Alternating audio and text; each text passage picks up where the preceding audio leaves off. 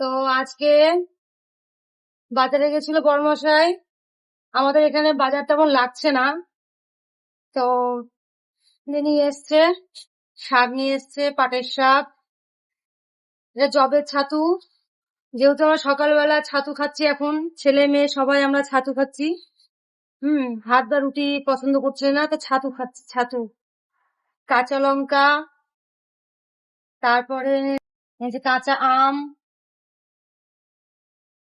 ঘরে আমার সবজি আছে, ওই জন্য সবজি আমি আনতে বেশি বলি।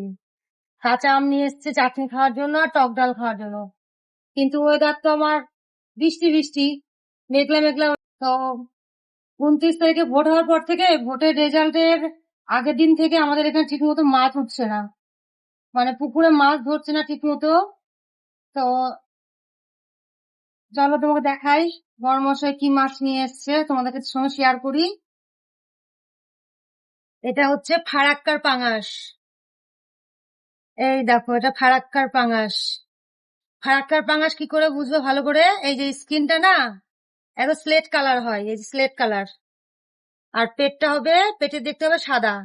এটা চাষের পাঙাশ না, এটা হচ্ছে গঙ্গার পাঙাশ, ফারাক্কার গঙ্গার পাঙাশ। এই যে দেখো, মাছটা দেখে তো সাদা সাদা ভাব, এই যে তেল, মাছটার তেল। এই দেখো মাছের লেজা।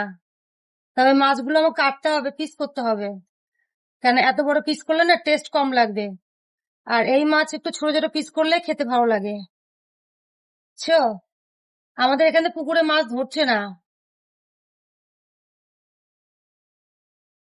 এবার বলো, ভিডিওটা দেখে বলো ভিডিওটা কেমন হয়েছে, আমার বাজারগুলো কেমন হয়েছে। তোমরা দেখছো, আমাকে কমেন্ট না করে আমি জানবো কি করে? তোমরা কমেন্ট করো। হ্যাঁ,